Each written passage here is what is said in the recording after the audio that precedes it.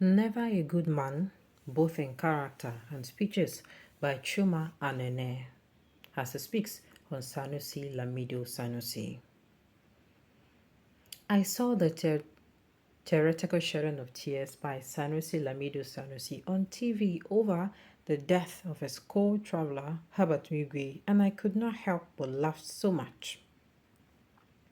He talked about how Wigwe, on hearing when he was dethroned as Emir of Kano, arranged a chartered plane to airlift him and his family to Lagos and into already paid five-star hotel rooms.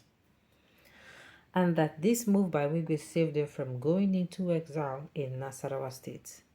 But he did not tell us the amount of money exchanging hands between him and his dubious and corrupt partners in crime and the banking industry. This man called Sanusi Lamido Sanusi appeared very gentle and seemed to radiate good principle and positive norms, but he is quite the opposite of that in practice.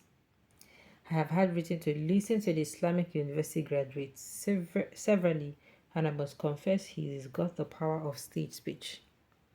He's got a big liver, you would say, because he lacks stage fright and has the ability to convince his listeners on some merits of government policies and the need to obey them.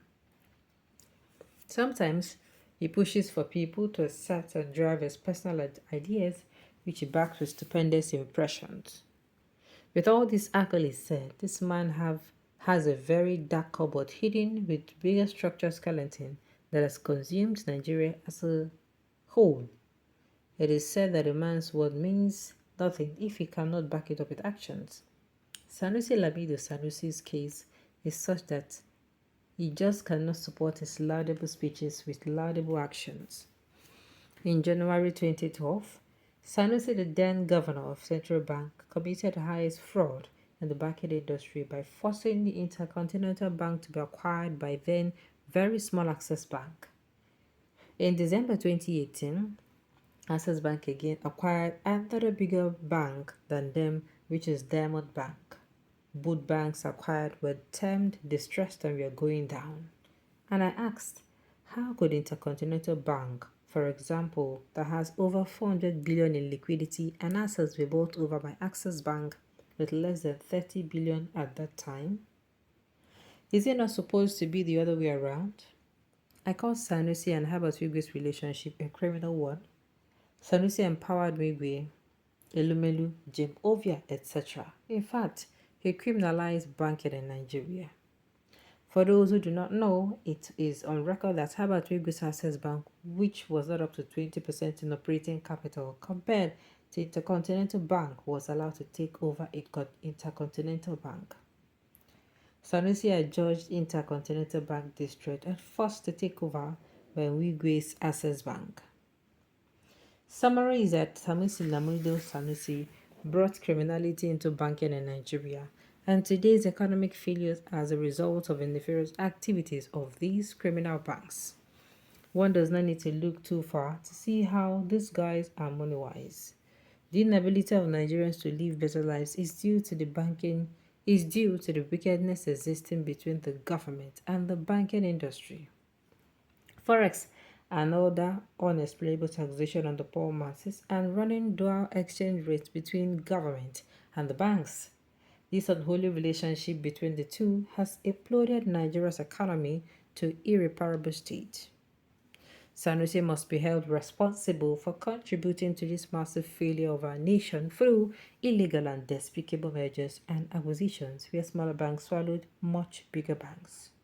Which factory does Mickey have to enable him have all these accolades and all the stupendous world flaunt all over the place, including his 10 billion naira personal house at Ikoyi and Wigwe University?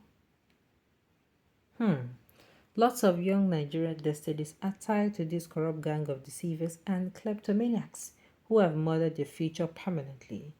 And it remains worrisome that some people praise these unpatriotic idiots.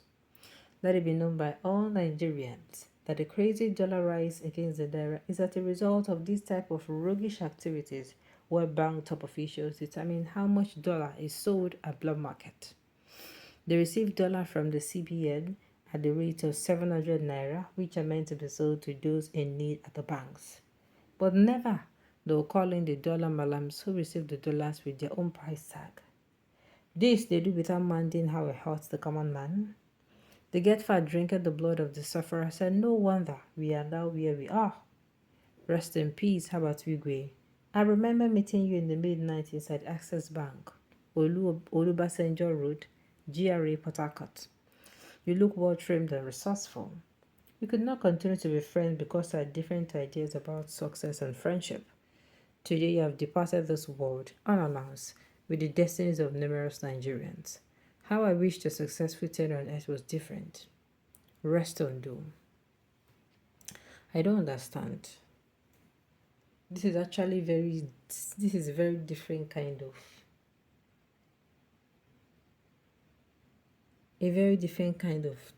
should I say, trouble. That is what did I just read? What the heck did I just read? It could be Wigwe was his proxy in acquiring someone's investment, a small bank swallowing bigger ones. Sanusi might have used his official position then as CBN governor to wield unwarranted big hammer on these acquired banks. It gets away with this as Nigeria will not investigate anything, and if they do, no punishment follows. So, Nigeria will hail thee. Read Proverbs 14 verse 34. Righteousness exalts a nation. Sin is its reproach. Good reports and insights to the activities of those criminals hiding under the guise of being bank officers and chief executive to manipulate Nigerians and Nigerian naira and F exchange. This right provided us with some clandestine activities of this criminal gang. Good reports and insight to the activities of these criminals hiding under the guise of being bank officers and chief executive to manipulate Nigerians and Nigerian naira FX exchange. This errata. Okay, they get away with everything as Nigeria will not investigate. Okay, I think I've said that before.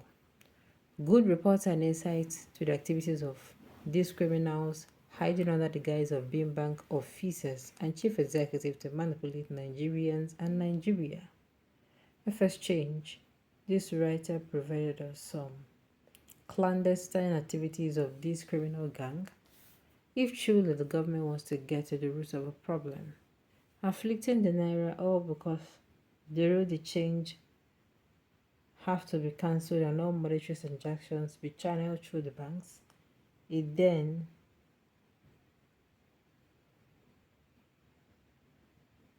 alright.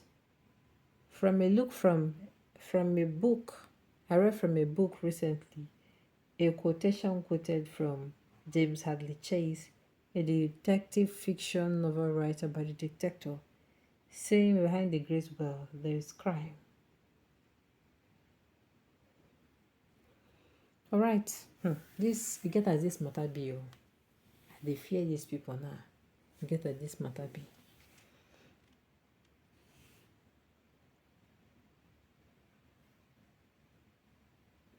Okay. On this note, we have come to the end of the news. We say thank you for tuning in to listen. Until I come your way next time, enjoy the rest of your day.